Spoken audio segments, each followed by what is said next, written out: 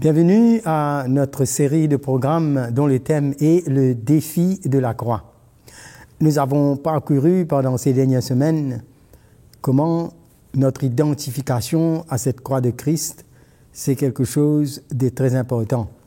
Parce que la croix, c'est un fondement principal de notre vie, de notre marche. Jésus même, il a dit à ses disciples, celui qui veut me suivre, premièrement qu'il renonce à lui-même, et ensuite qu'il prenne sa croix et me suive.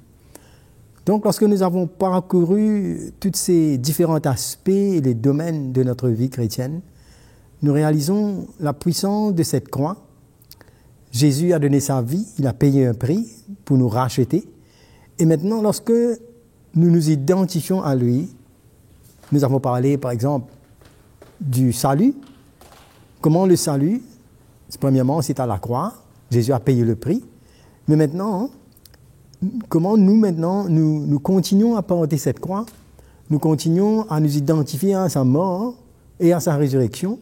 Et que quand nous faisons face dans notre marche chrétienne à beaucoup de choses, nos épreuves, les tentations, toutes sortes de situations de la vie, quel est cet élément qui va nous maintenir? Quel est cet élément qui va nous donner notre force? C'est que quand le chrétien, on est mis devant toutes ces choses autour de nous, mais la croix, puisqu'on réalise maintenant qu'on a perdu notre vie, à ce moment-là, il y a beaucoup de domaines dans notre vie chrétienne où nous ne vivons plus par principe, par des techniques, par des répétitions, mais parce que quelque chose de réel s'est passé en nous, à notre salut, et en même temps dans notre marche de chaque jour.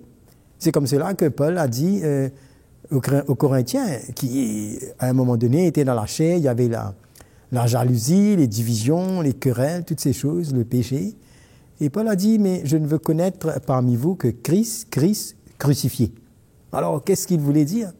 C'est que l'évangile qu'il a transmis, c'est que ces chrétiens devaient manifester, exprimer cette mort en Christ afin de pouvoir vivre cette vie de résurrection.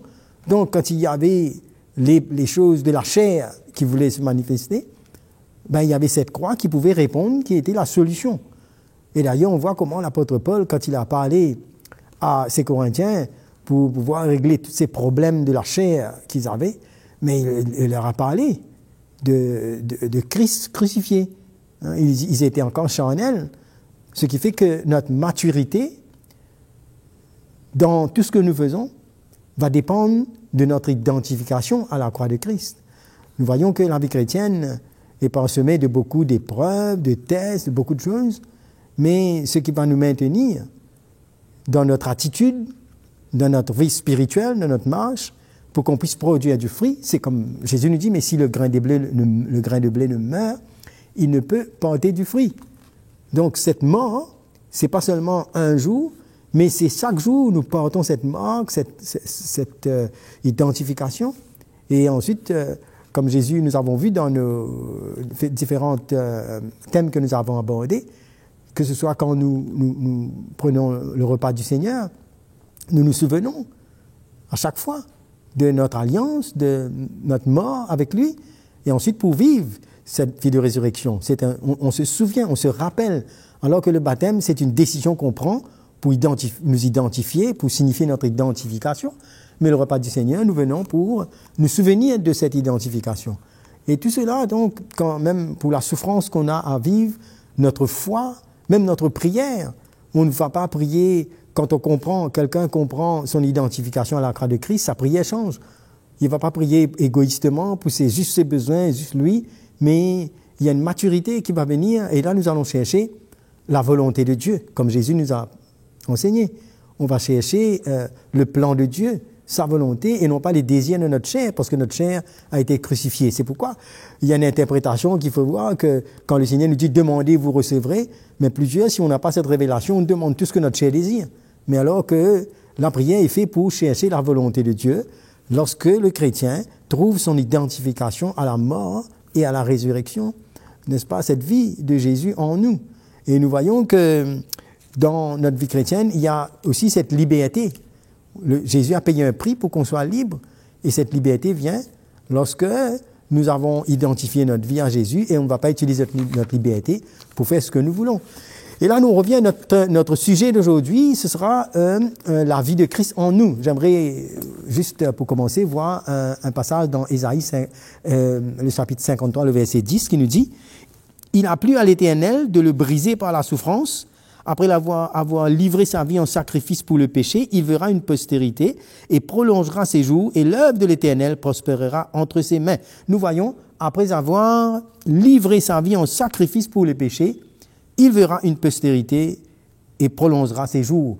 Donc, l'Église que Jésus voit là, que de cette parole nous parle, c'est qu'après que Jésus est allé à la croix.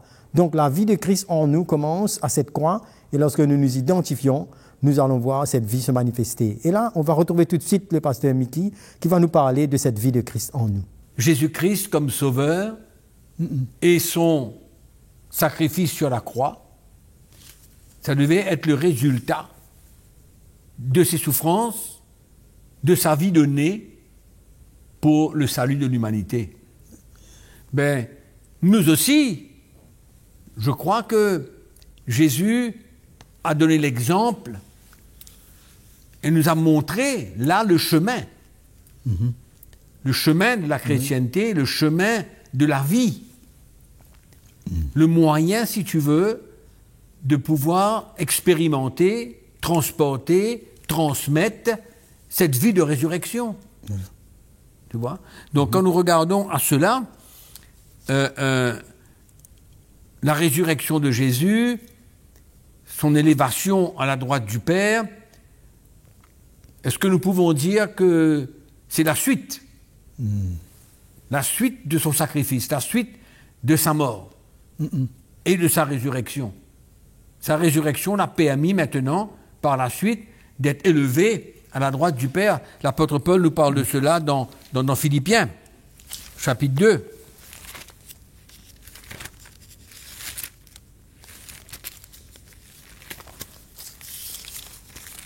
Philippiens, chapitre 2, nous lisons le verset 6. Il dit, on va voir le verset 5, « Ayez en vous les sentiments qui étaient en Jésus-Christ, existant en forme de Dieu, il n'a point regardé son égalité avec Dieu. Il n'a point regardé son égalité avec Dieu comme une proie à arracher. Mais il s'est dépouillé lui-même. En prenant une forme de serviteur, en devenant semblable aux hommes, il a paru comme un vrai homme. Il s'est humilié lui-même, se rendant obéissant jusqu'à la mort, même jusqu'à la mort de la croix. C'est pourquoi aussi Dieu l'a souverainement élevé. Amen. Et lui a donné le nom qui est au-dessus de tout nom, afin qu'au nom de Jésus, tout genou fléchisse dans les cieux, sur la terre et sous la terre. Et que toute langue confesse que Jésus-Christ est Seigneur, à la gloire de Dieu le Père. Amen. Amen. Donc nous voyons la raison de cette élévation après qu'il s'est humilié, qu'il a obéi, qu'il a pris la croix, qu'il est ressuscité et Dieu l'a élevé. Hein, il lui a donné un nom au-dessus de tous les noms. Amen. Cela veut dire que dans une vie chrétienne, c'est pas ce que nous faisons comme activité, pour ainsi dire. Bien sûr, le Seigneur nous appelle à faire beaucoup de choses, à le servir, mais l'essentiel même, c'est pas de faire des choses par principe, beaucoup d'activités et beaucoup de choses qu'on peut faire. C'est pas ça transmettre la vie de Christ finalement. La réalité, c'est cette identification à Christ, l'humilité, cette perte de sa vie.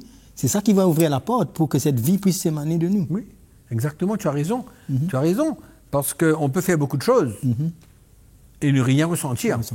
Et ne rien transmettre. Rien transmettre. On peut. Beaucoup. Oui, il y a beaucoup de chrétiens qui sont engagés dans toutes sortes d'activités chrétiennes, mais qui sont morts. Parce que jamais ils n'ont voulu prendre leur croix et suivre Jésus.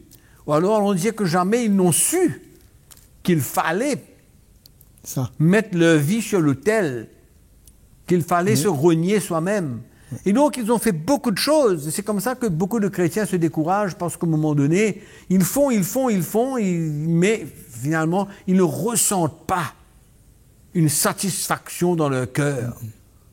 Oui.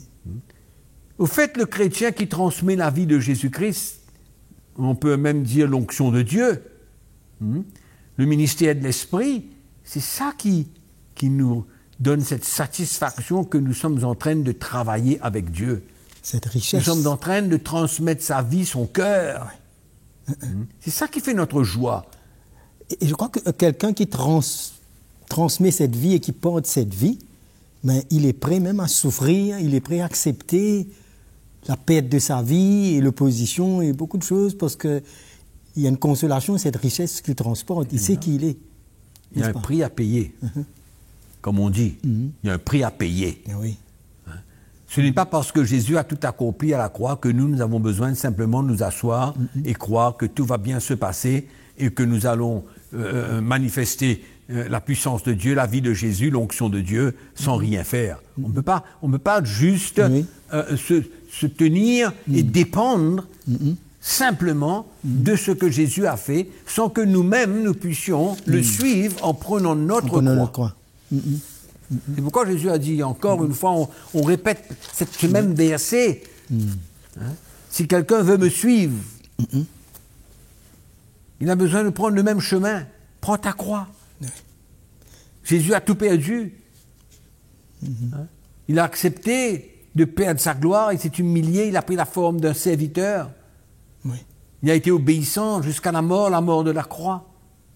Et c'est comme ça que nous voyons que, aujourd'hui, il est vivant, il est ressuscité, il est assis à la droite du Père, et il nous a montré le chemin. C'est pourquoi il y a ce prix à payer. Et dedans, il y a aussi cette intervention de l'Esprit de Dieu qui permet que même dans nos épreuves, dans nos tests et tout ça, nous façonne d'une manière que notre identification à la croix de Christ nous emmène à émaner cette vie, à transmettre. Oui, Fabien, je crois qu'on peut reconnaître un serviteur de Dieu qui transmet la vie de Dieu et celui qui est là et qui transmet simplement la parole. La parole. Nous voyons comment l'apôtre Paul lui-même a dit aux Corinthiens, allons voir un peu comment est-ce qu'il dit ça au chapitre 2 du livre des Corinthiens, première épître. Il dit, moi-même, j'ai été au verset 3, au chapitre 2, première épître, il dit, moi-même, j'ai été auprès de vous dans un état de faiblesse, de crainte, de tremblement, et ma parole et ma prédication ne reposaient pas sur les discours persuasifs de la sagesse, mais sur une démonstration d'esprit et de puissance. Tu vois? Donc, Paul manifestait la puissance de Dieu, c'était le ministère d'esprit, c'était la vie de Jésus, c'est ça que Paul dit encore, j'ai été crucifié avec lui, c'est pas moi qui vis, c'est lui qui vit en moi, c'est la vie de Jésus, tu vois, à travers nous. Donc, c'est important de comprendre cela, parce que on peut, comme tu dis, on peut faire beaucoup de choses, mais il faut cet élément de l'œuvre du Saint-Esprit dans notre vie, cette acceptation de prendre ce chemin de la croix pour permettre à Dieu de faire son œuvre, afin que nous, il y a moins de nous, mais il y a plus de lui. Plus de lui. Amen. Tu comprends? Plus de lui, c'est quoi? Plus de sa vie.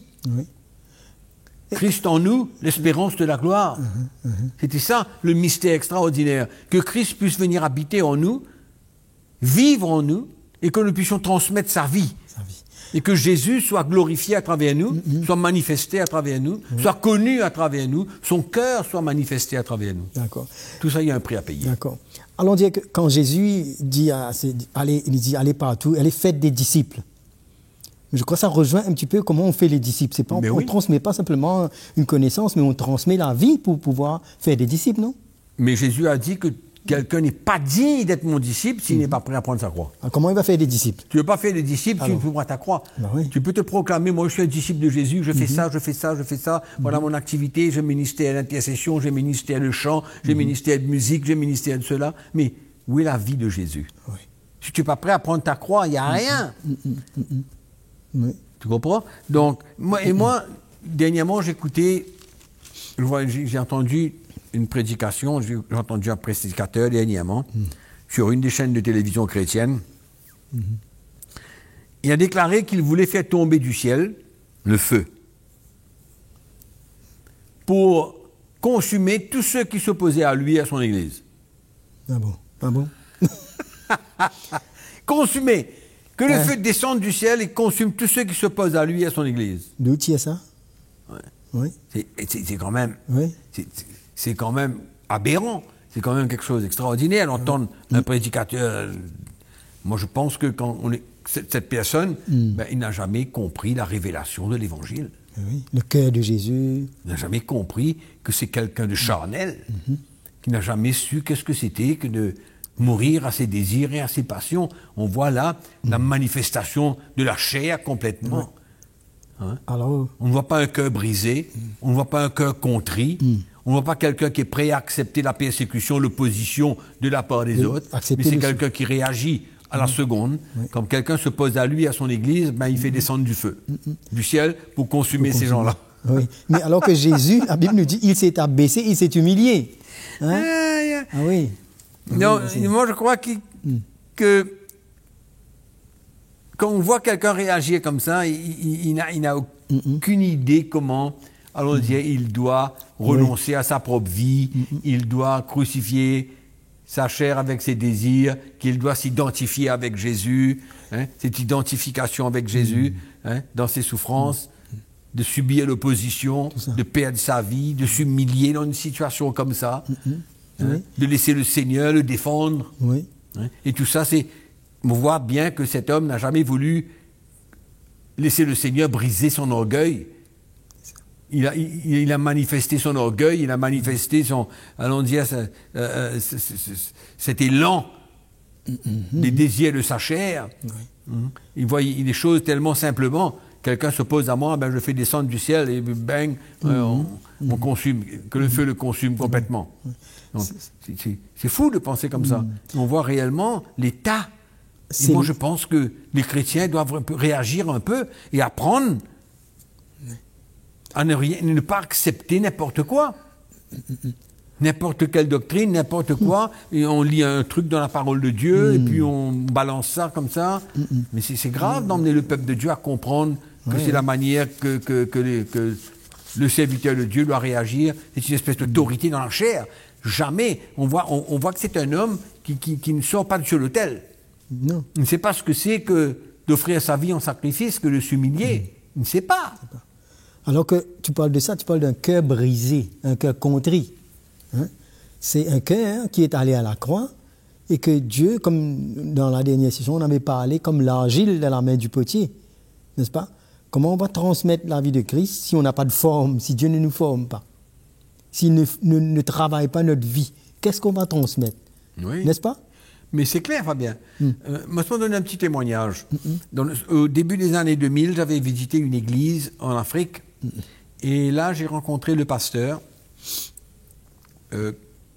On dirait qu'il avait un peu mon âge. Il était fatigué. Fatigué, un peu découragé. Et cela avait emmené à prendre une décision de prendre sa retraite. C'est-à-dire d'arrêter d'être le pasteur de l'église, mais de donner la responsabilité à d'autres jeunes qui étaient là. Et donc, j'ai visité cette église, j'ai eu l'opportunité d'aller là-bas et de prêcher l'évangile, d'annoncer ce message de la croix de Jésus, cette identification à Jésus-Christ. Les yeux de cet homme se sont ouverts. Et il a compris qu'il y avait encore un challenge, un défi, que Dieu mettait devant lui pour son service. Amen. Et il y a une nouvelle espérance, il y a une nouvelle foi qui a pénétré son cœur. Et il était prêt à payer le prix, à prendre sa croix, suivre Jésus à cet âge. Tu réalises un coup quelqu'un qui était prêt à abandonner, prendre sa retraite, découragé, mais une nouvelle foi, une nouvelle lumière est venue à son cœur. Amen. La puissance de l'évangile. Oui, la puissance de l'évangile. Et il a accepté de prendre le défi. Donc, il a mis une croix sur sa retraite. Et il a dit, ok, je vais prendre le défi. Je veux que l'Église change. Je veux premièrement moi-même que Dieu fasse une œuvre dans ma vie. Je prends ma vie, je mets sur l'autel. Amen. Et je m'identifie aux souffrances de Christ et à la mort de Christ. Amen. Et ce que Dieu veut faire dans ma vie, qu'il le fasse. Voilà.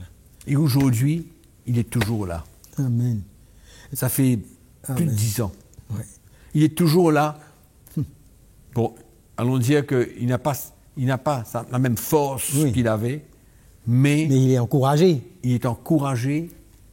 Il est là pour toujours emmener une direction dans l'Église. Sa vie a été transformée. L'Église a été transformée. Aujourd'hui, c'était notre dimension. Et il est fier, heureux. Il sert le Seigneur dans la joie. Et Dieu le change, le transforme. Et il comprend que c'est ça, le plan de Dieu pour sa vie. De transmettre la vie de Christ.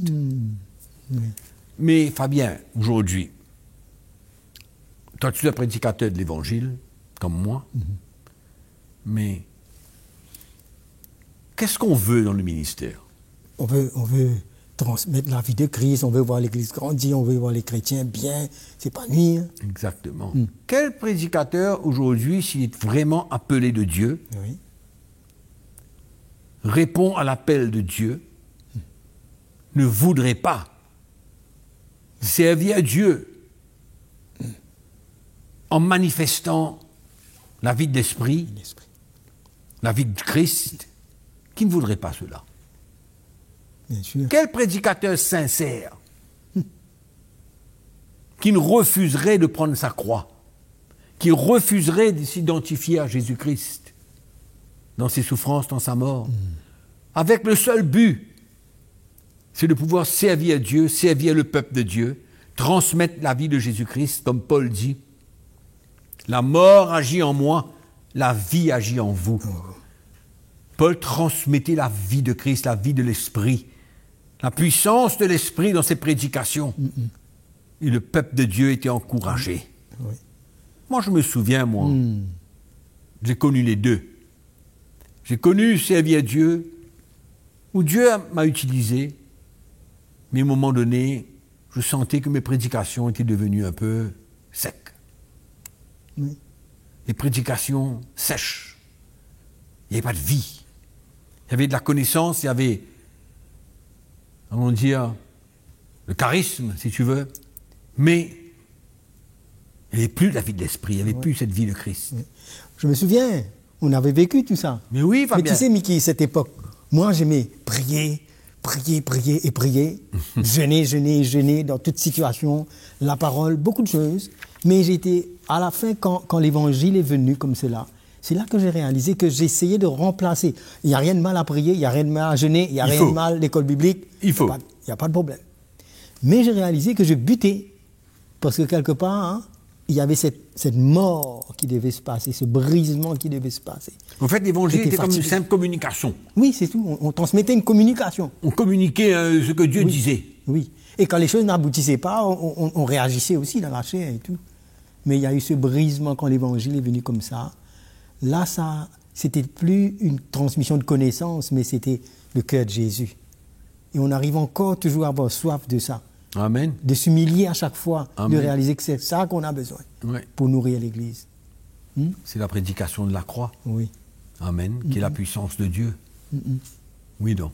Amen. Paul dit la prédication de la croix de Jésus-Christ est la puissance de Dieu. Aujourd'hui, on veut trouver la puissance dans toutes sortes de choses. On remplace. On ne prêche pas la croix. Le message de la croix, notre identification avec Jésus, C'est ça. pour permettre au peuple de Dieu de transmettre la vie de Jésus. Le peuple de Dieu n'attend que ça. Oui. Même s'il y a un prix à payer, le peuple de Dieu est souvent plus près que les prédicateurs et les pasteurs des églises. Oui. Oui. Quand nous voyageons comme ça en Afrique et nous prêchons l'évangile, nous réalisons que le peuple de Dieu a soif. Oui. Mais souvent les prédicateurs mettent des bâtons entre les roues.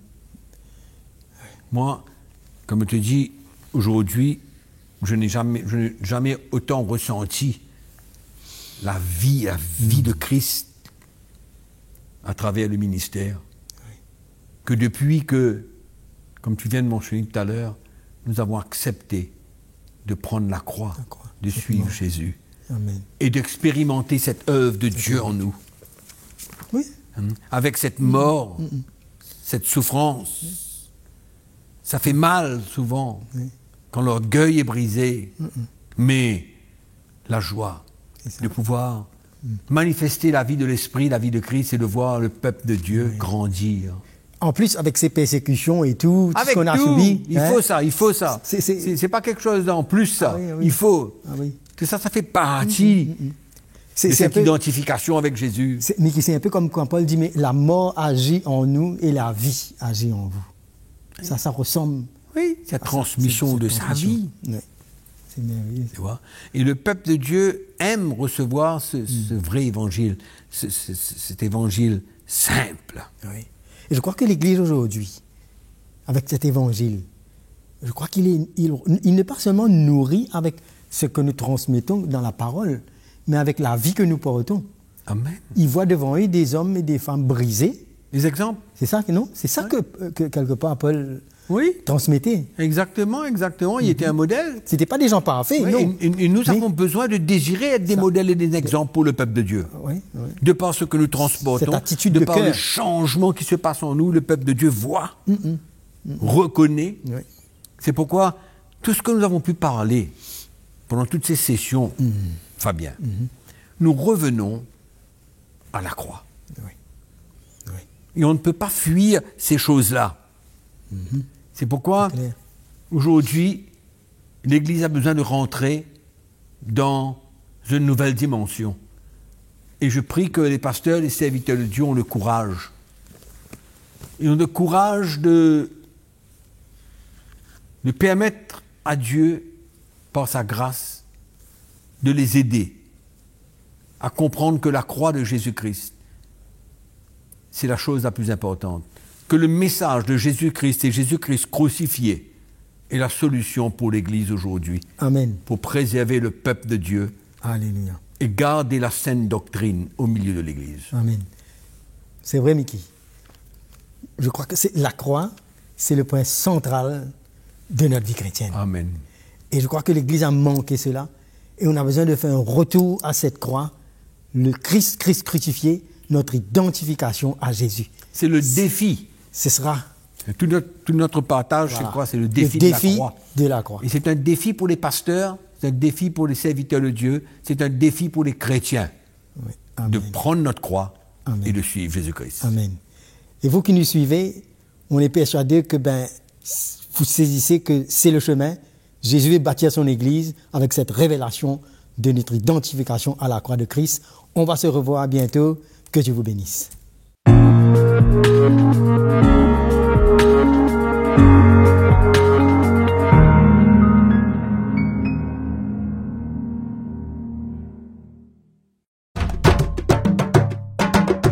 Pour plus d'informations, visitez le www.ctmi.org.